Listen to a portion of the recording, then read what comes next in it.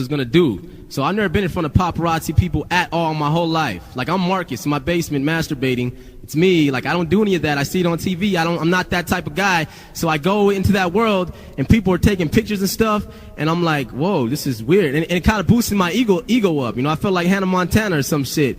So I'm like, okay, I'm cool. Hell yeah, I'm fucking cool. Hell yeah. And then, I didn't really realize how hard it was to answer questions when you're in front of a lot of people sitting at one of those desks and there's cameramen all around you and stuff.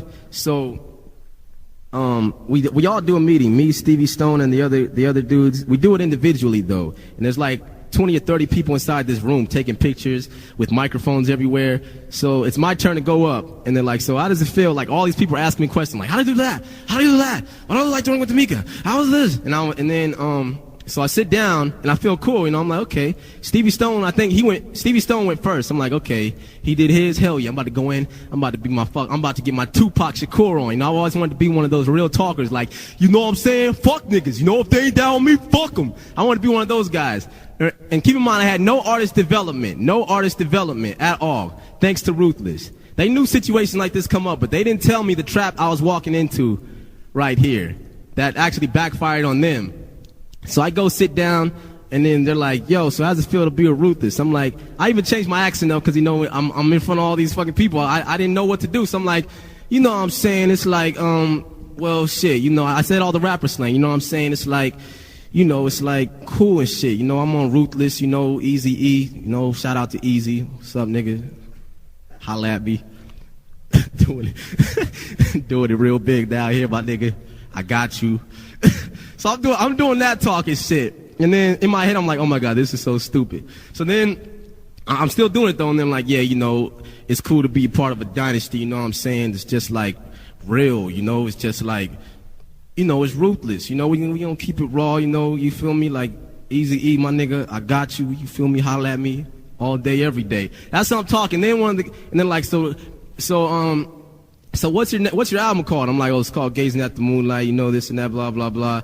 You know, look out for, you know, I'm all about originality, this and that. And then they're like, and then I just start going off. Like, no more questions are asked because even the interviewers see me zoning out and they're like, he's about to fuck up and slip. So I'm like, I'm just talking like Gazing at the Moonlight, you know, I'm not all about that fake shit, you know, I just be myself, you know, and I just do this and that, you know, I'm all about originality, you know, and you know, rappers, you know, I'm not with that commercial stuff, you know, I mean, I got music that's appealing, you know, a lot of people think that Tamika don't know what the fuck she's doing and shit, like everywhere I go, you know, I hear people talking about she don't know what the fuck she's doing, this and that, and, you know, everybody's saying that, you know, you shouldn't have signed with the label, and then I see the dude in the back, one of the dudes who work with Ruthless, the dude who said, that Nelly would eat me, him and another dude, they're in the back like, they're waving, but I can't see him because I'm in the zone. I'm just talking, and they're like, I'm like, yeah, you know, they say she don't know what the fuck she's doing that, but you know, I'm gonna prove to you motherfuckers she does know how to fucking run a business, you know, regardless of what anybody has to fucking say. And then some dude hit me. He looked like Chris Rock. He was like,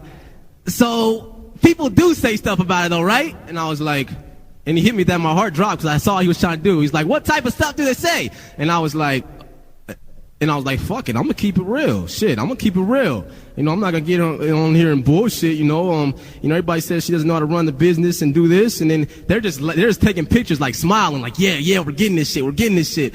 And then I'm like, oh damn, this is, and I'm just trying to keep it real like Tupac, you know, cause no artist development, what the fuck am I supposed to do? So I'm like, yeah. You know, they said she don't know what the fuck she's doing, and then after that, I got a big ass fucking lecture after I got off, cause in my head I'm like, dang, I probably shouldn't have said that, but I didn't know I couldn't say that. So then, I go to the back, and they give me a talk. These guys are mad at me, like, you fucked up. Yo, you lucky Tamika wasn't right there. She will beat your ass right now. And I'm like that's how they talk. That is how they talk at Ruthless. None of them are gangsters though, and none of them can fuck me up. I'll whoop all their asses all at once. But that's how they talk. Yo, you lucky. She would have pulled out her belt and whipped your ass right now in front of all these motherfuckers. And I was like, dang, man, I fucked up. And they was like, yo, she might shelf you, dog, for that one. And I was like, oh, no. And I was in the back. I hated my life. And then Stevie Stone comes up and he's like, him, man? Because I never met Stevie Stone, so I didn't understand his lingo at first. So he's like, him, man? And I'm like, man, I fucked up, man. I fucked up. I said it. I started talking about her. He was like, him, man? Him and Ham. And I'm like, yo, man, I fucked up, man. She's gonna fucking kill. She's gonna shelf me. And he was like, Hemmy, what'd you say? And then I was like, man, I said this and that. And he was like, Himmy, don't worry about it, Himmy.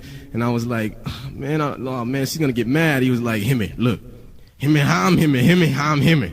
And I was like,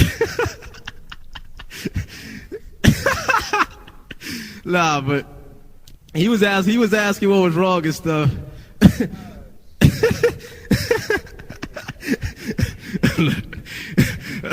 I'm gonna tell you what my grandfather told me. Himmy, ham, himmy. And I was like, you're right, man, you're right. It ain't gonna be that bad. So we shook hands, Himmy. So I walked out, but I still felt bad for the whole day. And I was like, damn. But Tamika never brought it up though. But they just told me never to slip like that again. Just goes to not. I'm not. Shout out to Stevie Stone. He's my homie. Yeah, we're cool. I'm just clowning around. But yeah, Ruthless doesn't have any artist development. They sign people, and if you want to get signed to them, your career will go down. That's what they do. They make your career go down.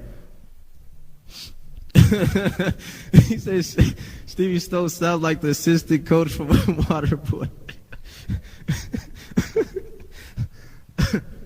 But yeah, Ruthless will make your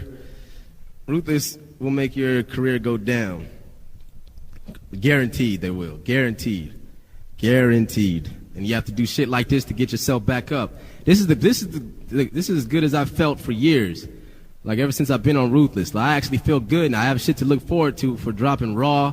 You know, I'm actually happy now. Like I can actually smile. It makes me happy dissing her because she deserves it. She deserves it. So yeah, don't be hating on me, son. They gave me a bonus. They gave me a bonus when I first got signed. I don't know if I want to tell you guys how much it was right now because I don't know if that's the proper thing to do. So I'm just going to keep that on the low. But it was enough, though. It was enough to make me happy. Just put it that way. It was convincing enough to make me think that it was real. So it wasn't no bullshit payment. So it was a real legit record deal signing. Like I got paid like a real artist for that bonus. But I never knew I'd never see any money after that.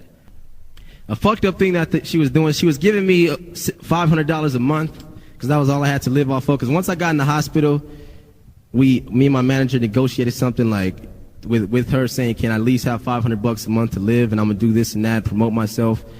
So she starts giving me $500 a month, and then which still isn't enough if you're on a fucking label like that because they have a lot of money, and with the work that I do, $500 a month isn't enough to live if you're an adult. You know, I was 24 years old. You can't